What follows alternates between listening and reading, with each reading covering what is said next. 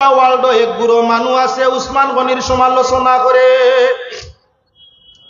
4 নম্বর ইয়া তাক লাগি আপনার কে বলে হযরতে আলী রাদিয়াল্লাহু তাআলা আনহু জান অনুসারী ইয়া তাকলা শিয়া, জাল অনুসারী হলো ইয়া তাক লাগি রাফিজ বা শিয়া।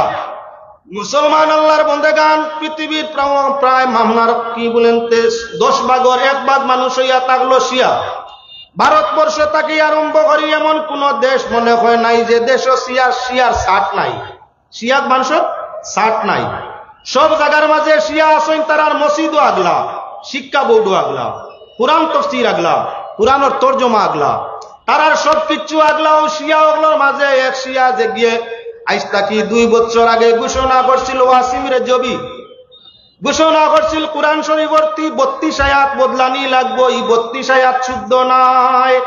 আল্লাহ পাক পরওয়ারদিগারে আলমে নবীর শানো বা কালামর শানো বেয়াদবি করলে লগে লগে জাত বংশ মিটায় মিটছে।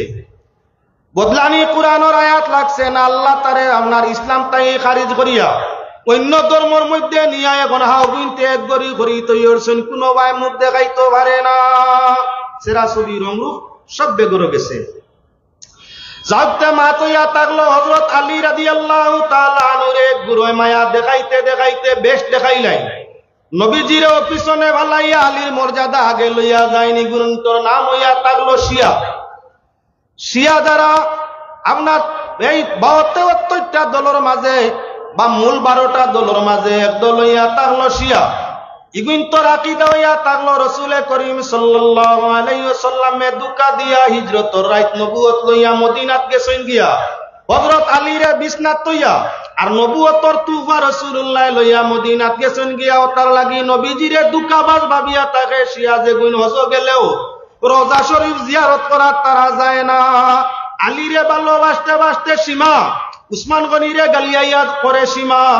যার কারণে আল্লাহ রাসূল সাল্লাল্লাহু আলাইহি ওয়াসাল্লামের হাদিস আলোচনা করতে রাসূল মুফাসসিরিন হযরত আব্দুল্লাহ বিন আব্বাস রাদিয়াল্লাহু তাআলা আনহু ফরমায়েন, হযরত আবু বকর এবং হযরত উমরের যারা মর্যাদা দিব আর হযরত উসমান এবং আলীরে যারা আপনার কি বলেন তে মহব্বত করব, এরা হইয়া তাগলো আহলুন নাজিয়া, এরা হইয়া তাগলো আহলুস সুন্নতি ওয়াল জামাআতি।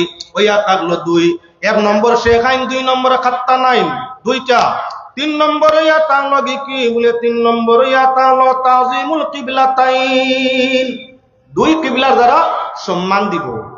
মুসলমানের পয়লা কিবলা আছিল আপনার বাইতুল মুকদ্দাস, যেখানে জেরুজালেমের শহরের মধ্যে গাজা শহরের মধ্যে যেখানে লইয়া ইহুদি ওগলে মাইর করতে আছে, সেই বাইতুল মুকদ্দাস মসজিদে আকসা মুসলমানদের কি ছিল বলে প্রথম কিবলা।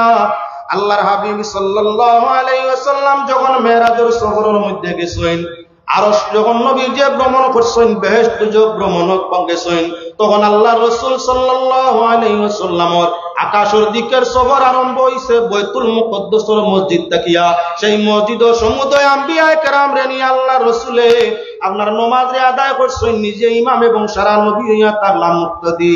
সেই মসজিদের নাম হইয়া তাগলাম মসজিদে আপনার কি বলে বাইতুল মুকদ্দাস। নবী আপনার রাসূল মুফাসসিরিন আব্দুল্লাহ বিন আব্বাস ফরমাইরা যারা বাইতুল্লাহর সম্মান করব, বাইতুল মুকদ্দাসের সম্মান করব, এরা আহলুস সুন্নাত ওয়াল জামাত। আমরার মাঝে কিছু মানুষ এখন আছেন লড়াই চলে, কিছু মানুষ আছেন বাইতুল্লাহ শরীফ তো আমরার কিবলা, বাইতুল্লাহর উপরে হাত দিলে আমরা জানে মরি জিমু, জান দিলাই মু হতা করমু বহুত কিছু কই।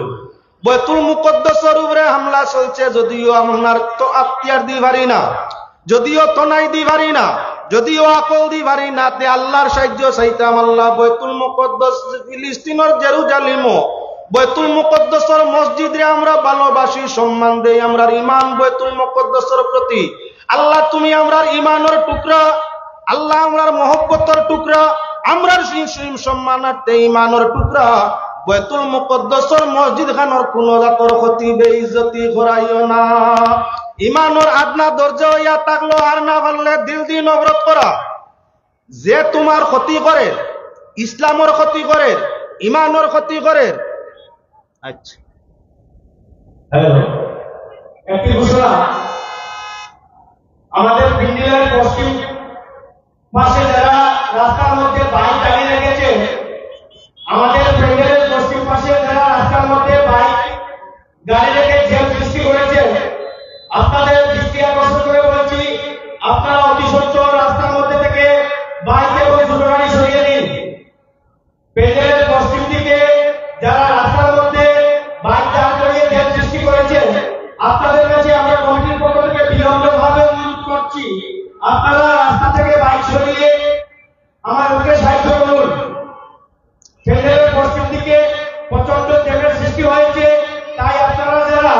রাস্তার মধ্যে বাইক দাঁড় করিয়ে মরে গেছেন, ওনাদের প্রতি আমরা কমিটির পক্ষ থেকে বিনম্রভাবে অনুরোধ রাখছি, আপনারা রাস্তার মধ্যে থেকে বাইক সরিয়ে নিন, পার্কিং এরিয়ায় নিয়ে যান। আমাদের নির্দিষ্ট পার্কিং এরিয়া রয়েছে, সেখানে আমরা ব্যবস্থা করেছি, সেখানে আপনারা বাইক দাঁড়িয়ে রাখতে পারবেন। দয়া করে আপনারা ঝামেলা সৃষ্টি করবেন না, আপনারা আমাদেরকে সাহায্যের হাত বাড়িয়ে দিন। এবং প্যান্ডেলের সামনে যারা দাঁড়িয়ে আছেন, আপনাদের কাছে আমরা করজোড়ে আবেদন করছি, দয়া করে আপনারা প্যান্ডেলের ভিতরে চলে আসুন, প্যান্ডেলের সৌন্দর্য বাড়িয়ে দিন। আপনারা প্যান্ডেলের সামনে দাঁড়িয়ে থেকে অযথা ভিড় করছেন, দয়া করে আমরা কমিটির পক্ষ থেকে আপনাদের কাছে অনুরোধ রাখছি, আপনারা প্যান্ডেলের সামনে দাঁড়িয়ে না থেকে প্যান্ডেলের ভিতরে চলে আসুন এবং প্যান্ডেলের সৌন্দর্য বাড়িয়ে দিন। ধন্যবাদ সকলকে।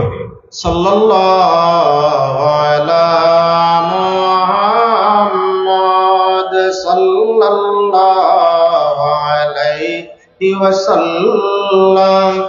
সাল্লাল্লাহু আলা মুহাম্মদ সাল্লাল্লাহু আলাইহি ওয়াসাল্লাম। আমার আলোচনা বহুত লম্বা, কিন্তু এই আলোচনা সারা খরাত গেলে এই সময় কাবার কারণে সংক্ষেপ মাতমু। আহলে সুন্নাত ওয়াল জামাতের পরিচয় দিতে হইলে 10টা জিনিস, 10টা গুণ লাগে। পয়লা, আবু বকর উমর দুইজনরে সম্মান দেওয়া লাগে।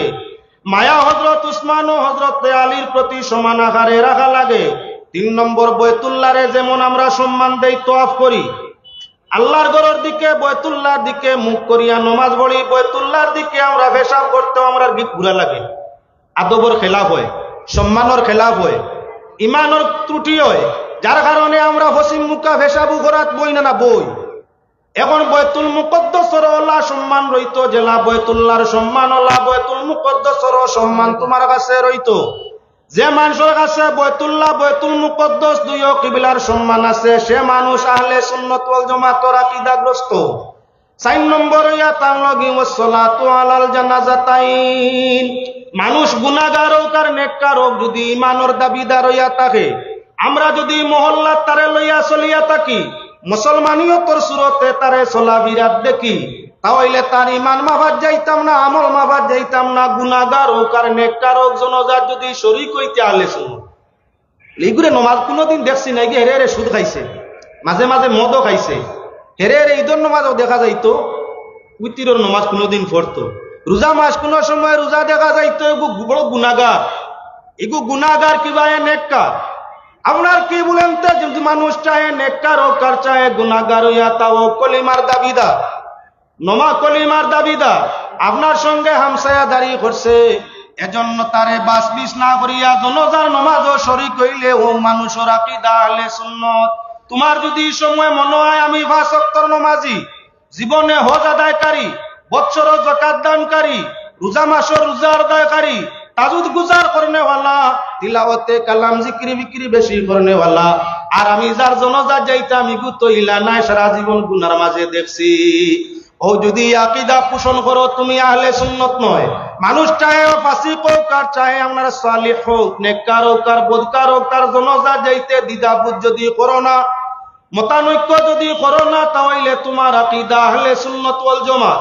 আর মতানৈক্য আই যায়, তাহলে তুমি আহলে সুন্নাত ওয়াল জামাতের আকীদাগ্রস্ত নাই হইয়া তাহলে গিয়ে আপনার কি বলে চাই। 5 নম্বর, আমরার মসজিদ আইন তো কিছু ইমাম তা হইতো, সকল ইমাম কোনো ফরেজগার নেই। আপনার একমাত্র আইব যদি তাকে না, তাই ফেরেশতার নাই।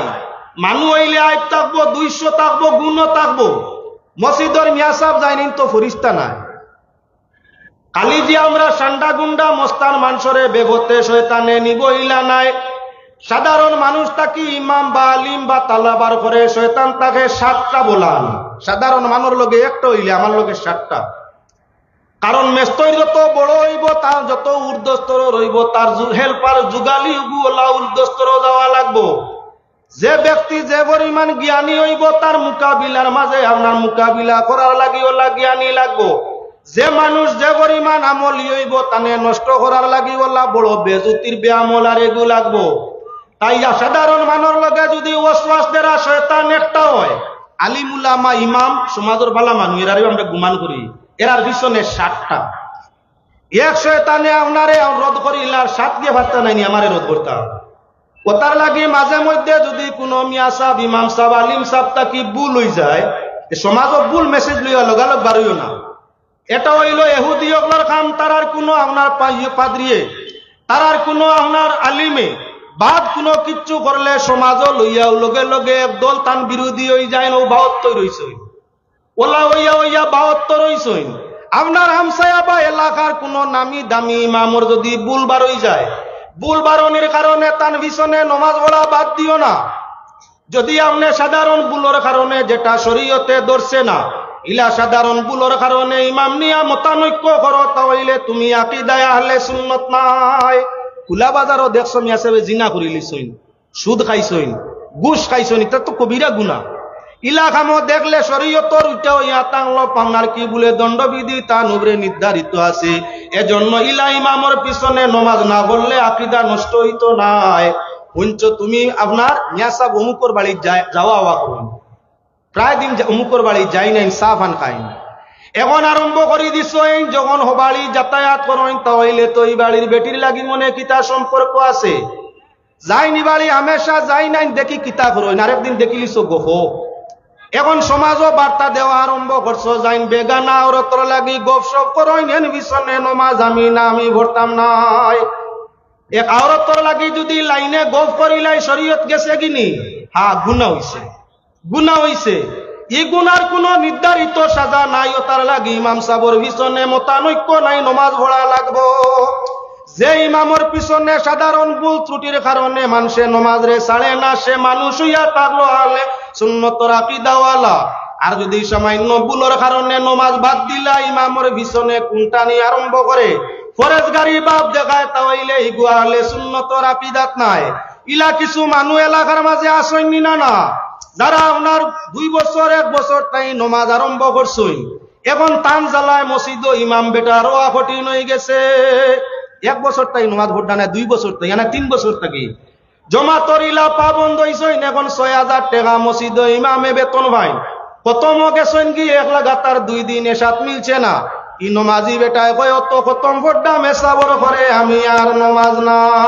ফরেজগারের গরর ফরেজগার আকাই তোমার শেষ হয়ে গেছে, ইমামর ব্যতিক্রম করায় আহলে সুন্নতর আকীদা তাকি হরি গেছে। এখন নমাজ খামো লাগছেন, গাছর গুড়ি নাই ফল খান তাকি। ওতার লাগি ইমামর পিছনে আপনার কি, যে ইমামর পিছনে মতানৈক্য না নিয়া ইমাম চাহে আপনার সাধারণ ভুল করুক আর চাহে নেকি করুক, টুকটাক ভুলের কারণে ইমামর পিছনে যদি ব্যতিক্রম করে না, ইমামর পিছনে নমাজ পড়েতে তার আকীদা হইল আহলে সুন্নাত। এবার 6 নম্বর হইয়া তার লগি আপনার কি, বাদশা যদি দেশের জালিম হয়ে যায়, যে দেশ আপনি বাস করো, চাহে ভারত চাহে বাংলা পাকিস্তান, যে কোনো দেশ বাস করো, দেশের আপনার পরিচালক যারা আছে, সরকার বিভাগ পক্ষ যারা আছে, সরকার একদিন পরিবর্তন হইব, তুমি আল্লাহর কাছে দোয়া করতে পারো। সরকারের কারণে দেশ ছাড়িয়া যাওয়া এটা আকাইদে আহলে সুন্নাত নাই। আমার উপরে জুলুম আইছে, আমারে নানান নমুনায় নির্যাতন করাও, যাইতাম কি আমি দেশ ছাড়িয়া এই দেশের সরকারের নিচে আর আমি তত্ত্বাবধানে আর থাকতাম নাই। বাদশার জুলুমের কারণে, সরকারের জুলুমের কারণে দেশ ছাড়লে তুমি আহলে সুন্নাত নাই। যদি তুমি তোমার প্রতি তোমার মাঝে দেশ প্রেম থাকে, বাদশাহ জালিম হইয়া থাকে, তার জুলুমরে বরদাস্ত করিয়া দেশের ভিতরে জীবন দিতে পারো, তাহলে তুমি আকীদা আহলে সুন্নাত ওয়াল জামাত। বাদশার গণতান্ত্রিক লাইনে বাদশার বিরোধী করতে পারো, গণতন্ত্র নিয়ম অনুযায়ী। যদি তোমার ইচ্ছা অনুযায়ী বিপরীত করো আর আপনার দেশ ছাড়ার চেষ্টা করো বা বাদশার বিরুদ্ধে আক্রমণ করার চেষ্টা করো, তুমি দেশদ্রোহী, সমাজদ্রোহী, জাতদ্রোহী। তোমার মাঝে আকাইদে আহলে সুন্নাত ওয়াল জামাত নাই। দেশের পক্ষ তাই বাদশাহ যদি অর্ডার করে, বাদশাহ জালিম আবার অর্ডার করছে দেশের প্রত্যেক জনগণ মোকাবিলা করেনেওয়ালা, দেশের সঙ্গে মোকাবিলা প্রত্যেক জনগণ যাওয়ার দরকার আছে। এই সময় যদি কও না আমি সুফি সাহেব, আমি মসজিদের ঘরে ঢুকি দিয়া তসবিহ লইয়া আমি কোন মোকাবিলা জেহাদ যাইতাম নাই, ইন গেলে ইটা মারি লিবা, যেমন ফিলিস্তিনিরে আপনার ইসরায়েলে মারে। আমরা যদি ইলা কোন বিপক্ষ সরকারের বিরোধী মোকাবিলা করা যায়, তাহলে আমরা তো মর্মু যেহেতু প্রশিক্ষণ প্রাপ্ত সেনা আমরা নাই, তাহলে লড়াই যাওয়া তাকি আমার জান বাঁচাইবার লাগি মসজিদ হামাইয়া তসবিহ পড়ি, যদি তুমি নমাজ আর তাসবিহ যাও কি দেশের জিহাদ বন্ধ করিয়া, তাহলে তুমি ইয়া তাগলা আকাইদে আহলে সুন্নতের খেলাফ। তোমার মাঝে আহলে সুন্নতের আকীদা নাই, তোমারই নমাজ রোজা আল্লাহর কাছে পছন্দ নাই। যাও আমরা আরো আগে বাড়িও মুসলমান 10টা জিনিসকে পূরণ করিয়া এর বাদে আমি আমার আনুষঙ্গিক আলোচনা আহলে সুন্নত বুঝাইতাম চাইমু। এবার মুসলমান লক্ষ্য করো আল্লাহর বান্দাগান 7 নম্বর জিনিস হইয়া তাওয়াল মুসু আলাল কুফাইন, মুজার উপরে মুসাক করা। দেশ আপনার প্রথা আছে ঠান্ডার মৌসুম বা বেমারি মানুষে আপনার ফাও ওযু করতে সময় প্রায় সময় ফাও দই না, মুজার উপরে মুসাক করারে যারা আপনার বিশ্বাস করে, মানুষের যে আপনার 73টা গ্রুপ তার মাঝে আপনার 24টা গ্রুপে মুজার উপরে মুসে তারা মানে না। বিশুদ্ধ হাদিস দ্বারা প্রমাণিত আল্লাহ রাসূল সাল্লাল্লাহু আলাইহি ওয়াসাল্লামে নিজেও মুসে আলাল কুফাইন, মুজার উপরে মুসে করছেন হুজুর। সাহাবায়ে কেরামের আমল আছিল, ইমামগুলোর আমল আছিল। আইজো এই আমল হইয়া থাকলো আকাইদে আহলে সুন্নাত ওয়াল জামাত মুজার উপরে মুসে করা মানে ঠান্ডা কিবা তাপর কারণে, অন্যান্য দুর্রোগকার রোগের কারণে যদি আপনার পানি ব্যবহার করতে অসুবিধা হয়, হাত ধুইতে পারো, মুখ ধুইতে পারো, মাথা জেলা মুছে করোলা, চামড়ার মোজা যদি ভিতরে পানি ঢুকে না, কাপড়ের মোজা নাই, উলোর মোজা নাই, চামড়ার মোজা। চামড়ার মোজা আপনার ভিন্দি সইন ওযু করিয়া একবার ভিন্দি লিসইন, আপনি 5 ওয়াক্ত পর্যন্ত এই মোজার উপরে মুছে করতে পারবাই, ফাও মোজা কুলিয়া ফাও দোয়া লাগতো নাই। ও কথা যদি বিশ্বাস করে তে রাসূল মুফাসসিরিন হযরত আব্দুল্লাহ বিন আব্বাস রাদিয়াল্লাহু তাআলা আনহু ফরমাইছেন হুয়া আলুন নাজি, এরা হইয়া তাহলো আহলে সুন্নাত বা আহলে নাজি। 6 নম্বর 7 22-24টা গ্রুপে আপনার মুজার উপরে মুছে মানে না। 7 বাদে 8 হইয়া তাহলো ওয়াল কাউলু বিত তাকদিরাইন, বাদ বালা তাকদীরে যে গিয়ে বিশ্বাস করব হমুক কর দন হইছে তার তাকদীরে আল্লাহ দিছে, আমার দনও নাই জনও নাই তো নাইও নাই, আমার তকদিরও নাই। ও বাদবালা তকদিরের উপরে অ্যাক্সিডেন্ট হইছে, আমার তকদিরও মারা আসিল হই গেছে, গড় জ্বলিছে, আমার তকদিরও মারা আসিল হইছে, বড় কন্টাকর কাম পাইছি, তকদিরের মাঝে মারা আসিল হইছে। যারা বাদ এবং বালা সর্ব অবস্থায় তকদিরে মানিয়া নে, তকদিরে দোষারোপ করে না, এরা আহলে সুন্নাত ওয়াল জামাত।